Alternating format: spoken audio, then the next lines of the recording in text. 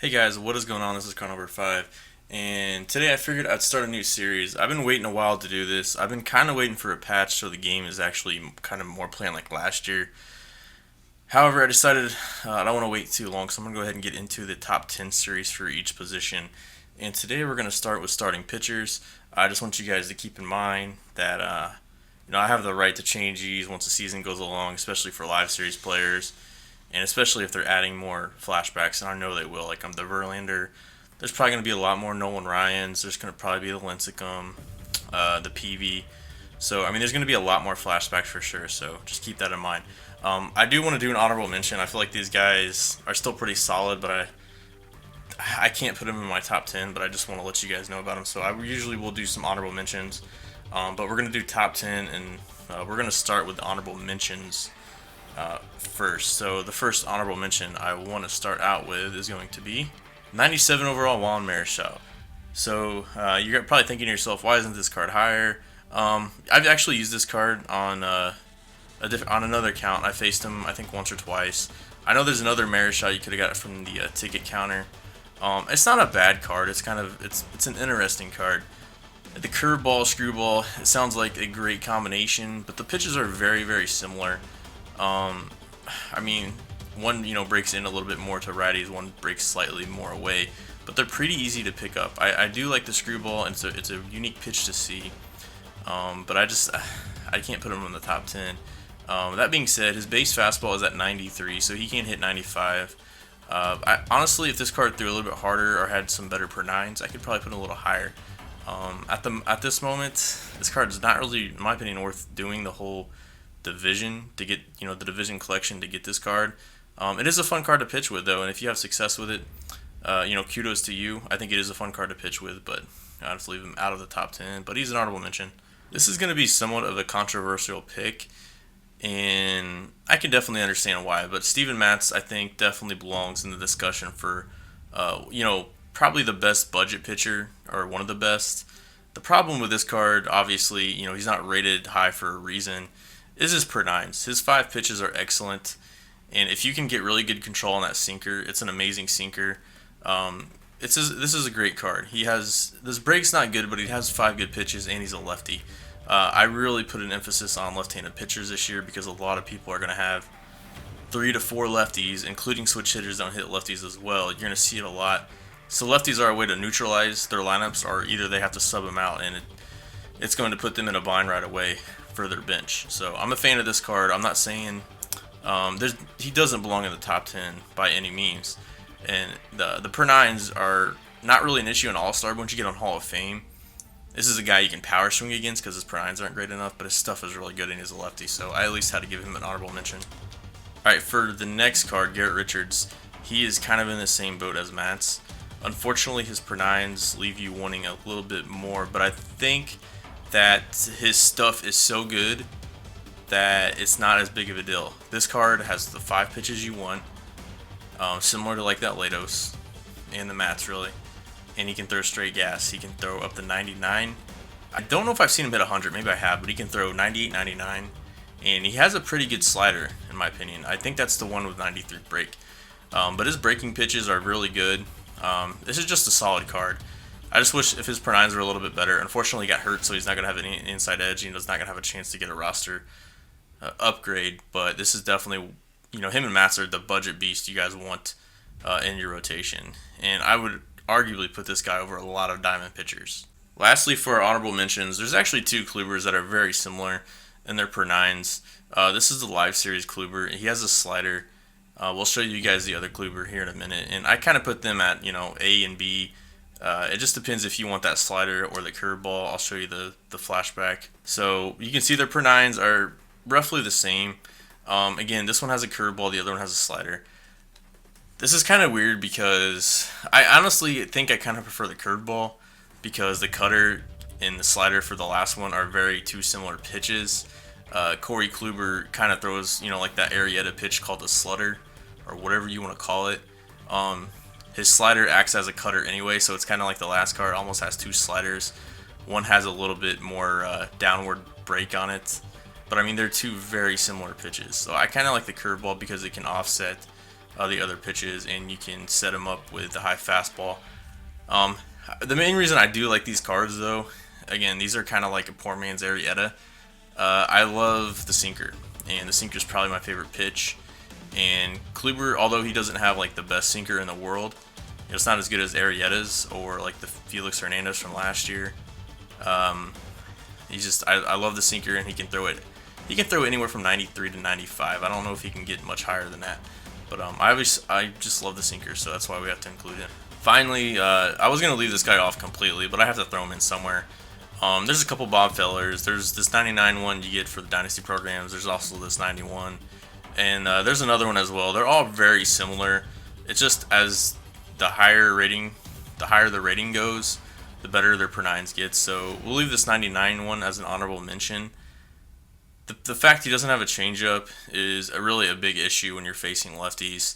You're pretty much going to be throwing fastballs and sliders. You're going to try to throw sliders down and in a lot. And it's a very, very tough pitch to locate.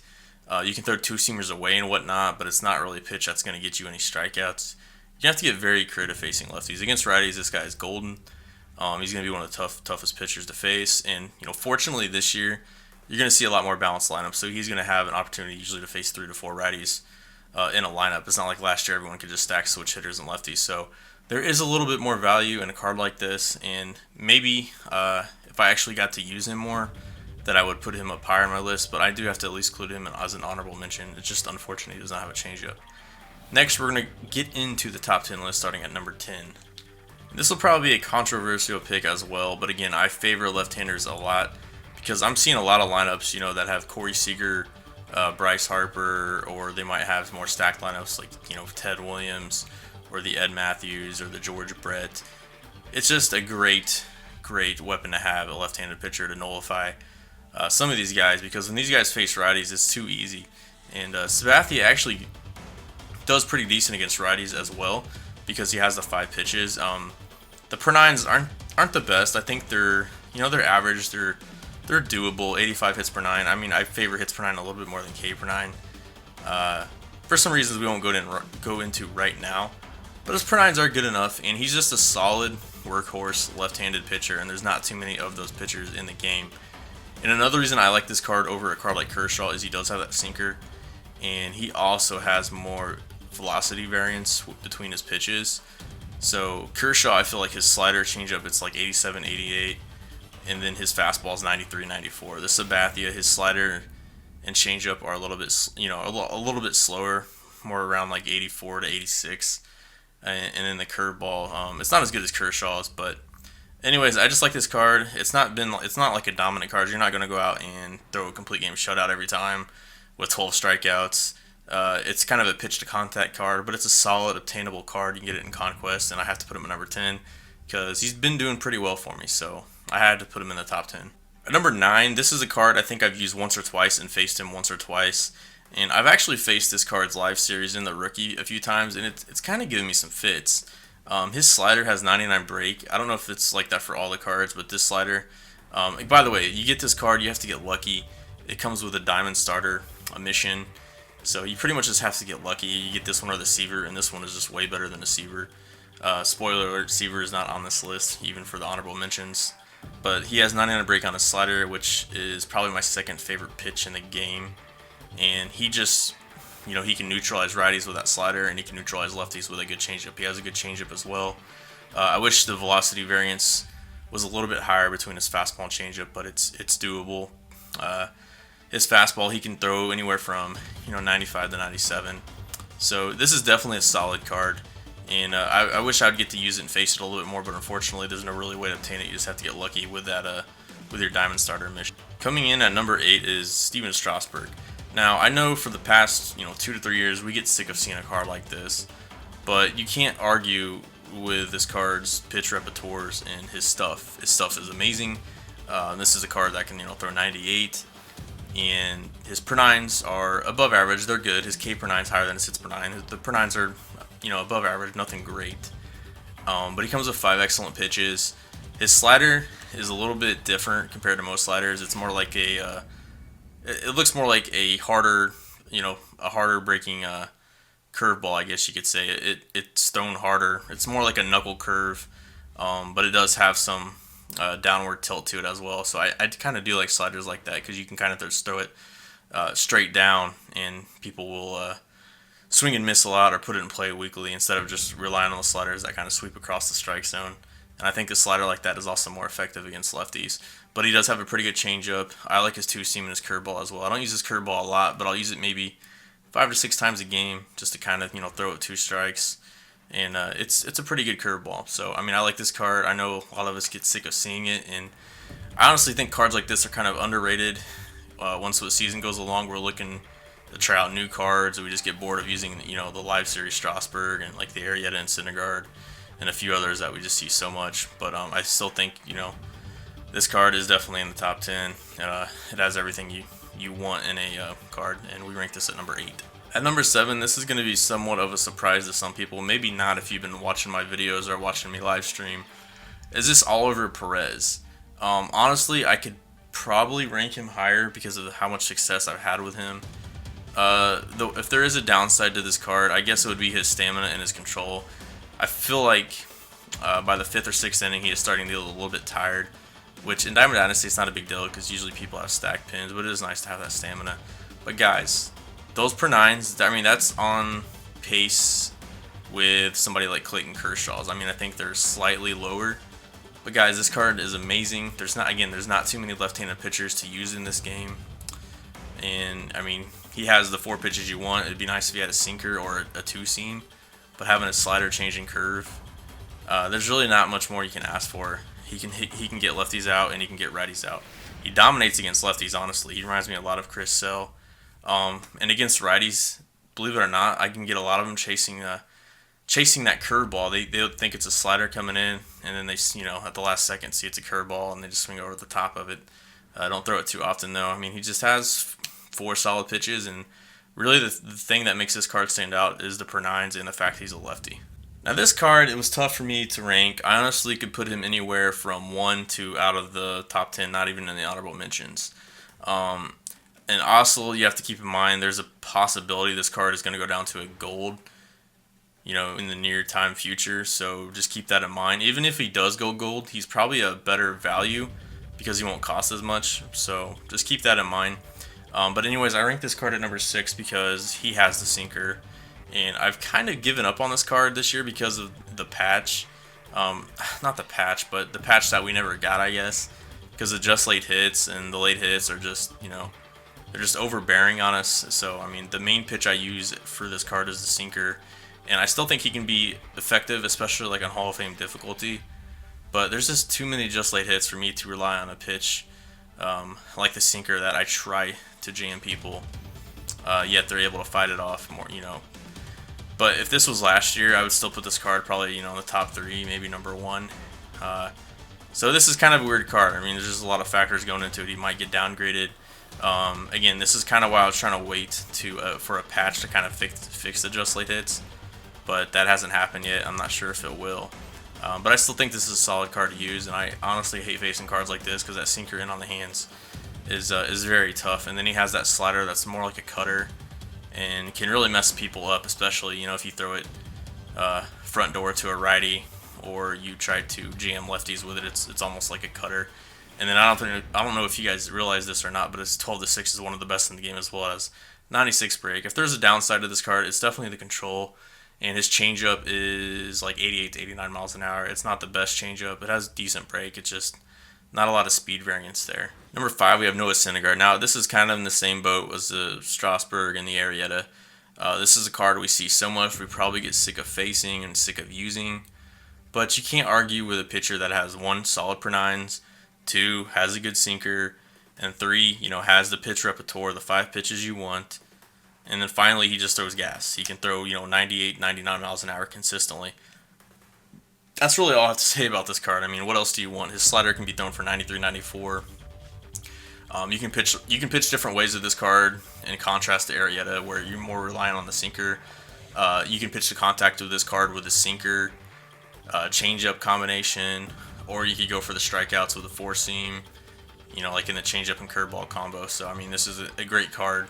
and it can get lefties or righties out. This is probably going to be somewhat of a controversial pick as well. I haven't seen this card too much. I've used him a few times, and I really kind of think people are overlooking it. They're saying, oh, knuckleballers are easy to hit and all this. This isn't a card I want to face, and when I do a list like this, I'm basically placing the top 10 in order. Like, I don't want to face them. I think they're the toughest to hit, and also like how much success I had with them personally. So I've had good success with this card, and I wouldn't want to face a card like this.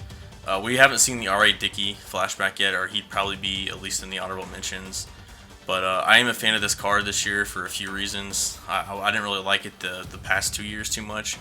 But this year, his per 9s are a lot better. They're even better than the R.A. Dickey's from last year. I think his was like 81-80. So this adds up to be even more. So he's over that 150 threshold. Actually, he's, what is he, 160, 165. So definitely really solid per 9s. And the thing I like about this card is they gave him a sinker. And he has a screwball and the curveball as well. So there's a lot of different ways to get batters out. And nobody likes facing a knuckler. So I know a lot of people will be like, it's hit or miss with a card like this. Some people are like, oh, knuckleballs are easy to hit. I can hit them. I kind of write that off because I don't think we've really seen enough knuckleballers this year. Plus the game's kind of playing weird, and I think people just gave up on this card early because it was one of the first BR rewards. I think people may have tried him, or he was cost too much to get, so I don't think people really were messing with him. Rather, they were trying to invest in live series players or trying to get some breakouts for for the Ed Matthews or those programs, or I don't know what the reason may be, but I rank this card number 4. I don't want to face a card like this, and I think he's really being underlooked. At number 3, I have the Vita Blue. I've faced this card a few times. I've used him a few times, and man, this card is a lot of fun to use. So first thing, let's talk about his per 9s. They're up there with Kershaw's. So he has excellent per 9s. It's not like this is, again, some legend card that has mediocre per 9s but throws gas or has a cool pitch. No, he has the per 9s. They're there. He has the stamina. He actually has pretty good control. It's pretty smooth to pitch with this guy. He has an excellent delivery and pitching motion. It's a lot of fun to use a card like this. Also, out on the fact he's left-handed. Again, I put a little bit more biases, I guess, towards lefties, again, because you just neutralize those heavy hitters in people's lineup, and they're going to have 3 to 4, maybe 5 of them. And it just puts a lot of pressure on them to either hit lefty on lefty or sub them out early, and they're going to take a big hit on their bench. Now, let's talk about his pitch repertoire. If this guy had a slider, I would put him as the number 1 pitcher in the game. That being said, I usually would not put a guy this high with his pitch repertoire, but he's just so unorthodox, and his motion is hard to pick up, that I like the curveball. I don't know, for some reason I like the curveball. This guy's more over the top rather than 3/4 or sidearm or something. He's more over the top. It's just kind of awkward facing him. And he has an excellent changeup and curveball. The 2-seam you don't really have to use too much. You can just use this guy as a 3-pitch pitcher. You can use the 2-seam to jam lefties. That's fine. But his 4-seamer, you can throw that up to 97, 98. And he has the velo. The curveball is nasty. The changeup is filthy. That's really all you need is those 3 pitches. Just mix it up, and he's tough to face. So you can't really say anything else about this card. Again, if he had the slider, I would probably put this as the number 1 pitcher in the game, and it's a lot of fun to use this card. Now, there's another Nolan Ryan. I'm usually a big fan of Nolan Ryan every year. Since they've been adding legends in MLB 15, Nolan Ryan has always been one of my favorite pitchers to use, and I hate facing a guy like him. First of all, his per 9s are the best. He has the best per 9s out of any starting pitchers in the game. That's over Vita Blue or Clayton Kershaw or the Oliver Perez. He has the best hits per 9 and K per 9. So he's going to minimize your opponent's PCI the most out of anybody. So it's going to be really hard for them to square up the ball. Secondly, the guy throws gas. Now, this Nolan Ryan's a little bit different compared to the 3 last year. I would compare him, again, more to the Angels Nolan Ryan of last year, even though I think the Angels one was like a 97, 98. But don't pay attention to the overall. Just don't. This Nolan Ryan I think his base fastball is 1 mile an hour faster than Nolan Ryan from last year. I think it's at 98, so he's going to be hitting 98, 99, 100. Last year, I believe the Angels one was 97. So he's, he could hit 100, but he's more around 97 to 99. And then you also had the Astros in the Rangers one, which their base was 96, so they were more around 95 to 97. So, I mean, I didn't like those cards too much. But this card, again, I compared a lot to the Angels one last year, but it's better. He throws harder. He actually has better per nines than the Angels one from last year. I will say that his break and stuff isn't quite as good as some of the Nolan Ryans from last year, but they're still pretty good. And he has that huge speed variance between his four seam and changeup. Now, this card's a little bit different from previous Nolan Ryans in MLB The Show. I remember that the previous Nolan Ryans, their changeup was slower than the curveball. This one, the changeup's actually a little faster than the curveball, so the curveball's slower. And that kind of takes away the curveball, in my opinion, because it was kind of in between the changeup and the fastball. Like, for instance, you could get his changeup as low as like 79 miles an hour in previous MLB The Show iterations. I think this changeup's more around like 83, 84, which is still great. 99 to 84. Can't really ask for much more than that. But the curveball in the past, it was more like 80, 83, 84, 85. So they'd be setting fastball or changeup, and when they saw the curveball, a lot of the times you could jam them with it. As awkward as that sounds, it actually was somewhat of a niche pitch that you could throw a few times a game. Anyways, I'm kind of rambling here. Guys, this card can throw gas and has the best per nines in the game, so that's why I put him number 2. And my number 1 card in MLB The Show is Chris Sale. Again, I know this will be somewhat controversial, but let me just start off by saying, if you're a good player, you're probably thinking, oh, I hit Chris Sale really well, or I've had bad luck with him. Guys, starters are they're hard to come by. I mean, they're hard to be effective with. Their per nines are generally not as good as relievers, and they don't throw straight gas, So, I mean, they just don't have the stuff that the relievers do. So, obviously, a lot of really good players rely on the bullpen. That being said, I like Chris Sale being my number 1 pitcher as of right now. Keyword, as of right now. They come out with a Verlander or some other cards. He'll probably drop a little bit. But number 1 reason, he's a lefty. Again, I have guys like Sabathia and Vida Blue and Oliver Perez ranked in this top 10, mainly because they're lefties. So, I mean, this guy just eats up lefties with his motion. He's more like 3/4-ish slash sidearm. It's hard to pick up the ball, and that slider is absolutely filthy. The slider, I believe, has the 94 break, so his slider just eats up lefties. But this guy can also get righties out as well with that funky motion.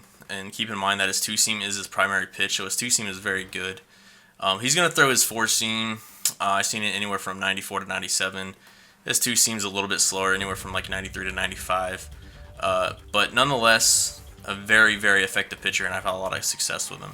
But that being said, I know a lot of top players are going to watch this and say, I don't agree. I mean, that's fine. This is just my personal opinion. And honestly, there's not really any, dominating starters out there. We've either seen them too much, or they have some type of glaring issues. And I think Chris Sale just fits, my style of pitching the best, especially for the theme in this year, since we have to have a balanced lineup and we can't stack all righties. I mean, I never was a fan of Chris Sale in the past for that. But he's almost, he just tears up lefties. I mean, they bat probably like 150 against them, 180. I guess it depends who you're playing, but I think you guys get my point. He's very tough to hit lefty on lefty. So, it puts a lot of pressure, again, on the opponent.